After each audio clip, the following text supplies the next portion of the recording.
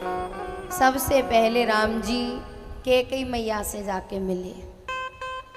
माँ से कहा, माँ आप इतने बड़े कलंक को कैसे सहन कर रही हो?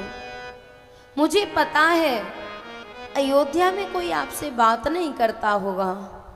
मुझे पता है अयोध्या में कोई आपका मुंह देखना नहीं चाहता होगा।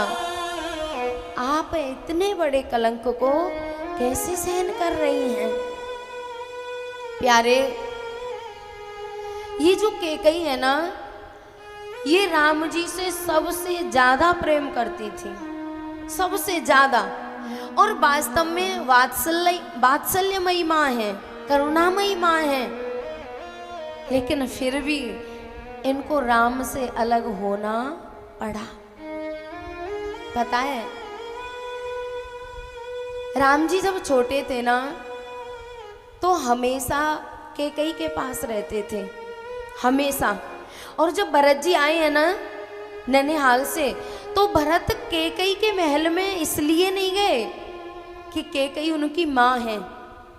भरत जी को पता था कि मेरे राम जी का एकमात्र ठिकाना कैकेयी मैया के महल में है। भरत सीधे कैकेयी मैया के महल में गए हैं। और पता है, राम जी छोटे थे तो कैकेयी के साथ सोते थे, कौशल्या के साथ नहीं सोते थे, कैकेयी के साथ। एक दिन कौशल्या मैया ने कहा, कैकेयी मैंने राम को खेलते हुए देखा है, खाते हुए देखा है, लेकिन आज तक सोते हुए नहीं देखा। क्योंकि ये दिन रात तेरे पास रहता है, तेरी गोद में सोता है, तो मैं बस एक सुख से वंचित हूं। कैकेयी मैया ने कहा, कौन से सुख से दीदी?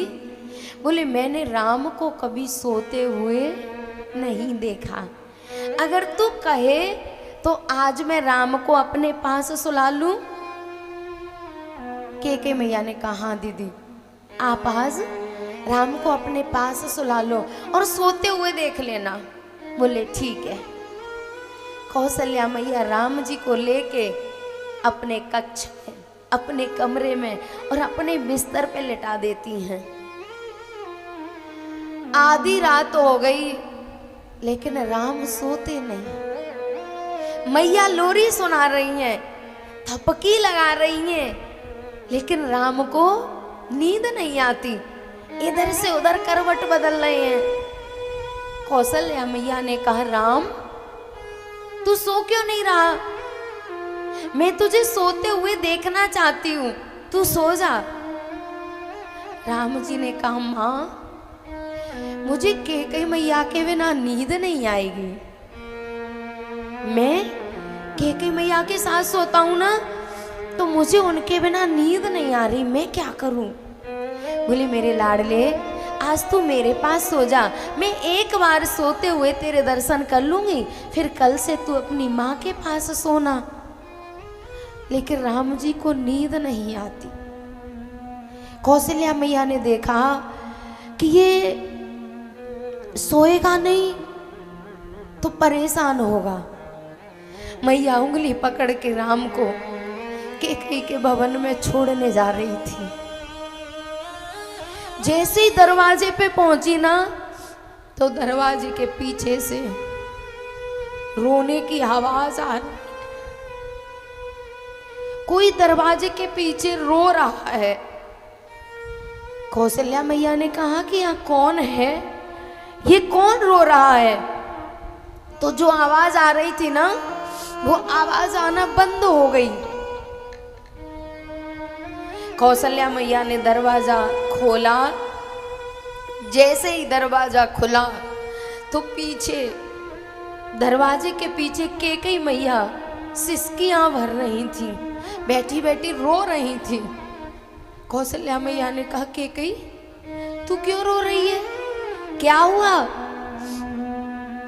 कैकेयी मैया ने कहा, माँ दीदी मुझे राम के बिना नींद नहीं आती, और आप राम को ले गई थी ना, तो मुझे इतनी चटपटाहट हो रही थी, ऐसे लग रहा था कि कोई मेरे प्राणों को निकाल कर ले जा रहा है, लेकिन मैं आपसे कुछ कह नहीं पाई और मुझे इतनी घबराहट हो रही थी। मैं क्या करूं? राम के बिना मैं एक क्षण नहीं रह सकती। कौशल्या मैया ने कहा, बहन ये रहा तेरा राम, इसको भी तेरे बिना नींद नहीं आ रही। आधी रात हो गई है, 12 बजे का समय है और इसने अपनी आंखों से आंखें नहीं लगाई। ये भी करवट बदलते बदलते इतना समय गुजार के आ रहा है। कैकेयी मैया ने राम को सीने से लगा लिया। ऐसे लग रहा है कि कैकेयी मैया के प्राण लौट के आ गए हैं वापस। गोद में उठा लिया राम को। कौशल्या मैया ने कहा कि जाओ तुम दोनों सो जाओ। इतना प्रेम करती थी कैकेयी मैया। लेकिन प्यारे, ये कौशल्या मैया और कैकेयी मैया भी एक दूसरे से बहुत प्रेम करती थी। एक दिन कैकेयी मैया बैठी थी और राम खेलते हुए दौड़ के आए। मैया की आंखों पे आके पीछे से हाथ रख लिया। माँ बता मैं कौन हूं? कैकेयी मैया ने कहा, राम तुझे तो मैं तेरी खुशबू से पहचान लेती हूँ। मुझ पे एहसान हवा करती है, तेरी खुशबू का पता करती है। मुझको उस राह पे जाना ही नहीं जो मुझे मेरे राम से जुदा करती है। लाडले तू मेरा राम है, मेरी आंखों को छोड़ दे। राम जी ने कहा, नहीं मैं आपकी आंखों को नहीं छोड़ूंगा। बोले क्यों? बोले जब तक आप मुझे एक वचन नहीं दोगी तब तक मैं आपकी आंखों को नहीं छोड़ूंगा। जब तक वचन नहीं दोगी तब तक आपकी आंखों से अपने हाथ को नहीं हटाऊंगा। कैकेयी मैया ने कहा, मांग ले, तेरे लिए तो मेरे प्राण भी हाजिर हैं। अपने प्राणों की भी मना नहीं कर सकती, तू मांग ले।